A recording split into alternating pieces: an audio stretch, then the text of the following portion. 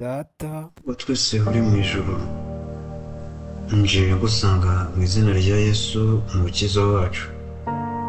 Waravuze uti mpa umutima wawe, ndashaka kubikora nonaha binyuze mu kukwiyegurira njyewe ubwanjye n'ibyo nunze byose.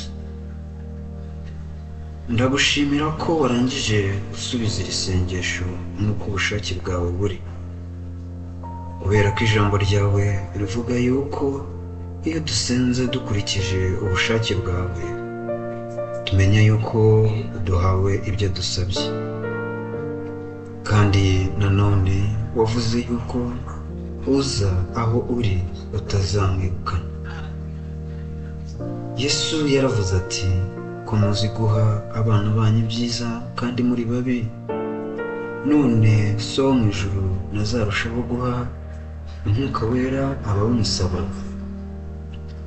Nawe warongeye uvuga ko uzaha umwuka wera abakwizeye, abakumvira, abemera kugirwa bashya na mwuka wera kandi bagendera mu mwuka wera. Iki ni cyo cyifuzo cyanjye, ndakwinginze sohoreza ibi muri iki. Kubw'ibi data ndagusaba nkomeje wo mu mwuka wera, none kuko mbigusabye bihuje n'ubushake bwawe. Ndagushimira ko ubu warangije kumpa umwuka wera nonaha. Ndagushimira kandi ko nawe urukundo rwawe rw'Imana, kubera ko ijambo ryawe rivuga yuko urukundo rw'Imana rwasabye mu mitima yacu kubw'umwuka wera twahawe.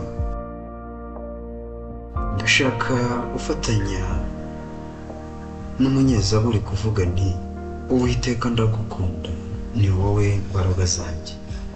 Ndagushimira yuko nshobora gukunda abantu bagenzi banjye mbakunze urukundo rwawe. Ndagushimira yuko binyuze muri mwuka wera imbaraga z'icyaha zajanjaguritse muri iki.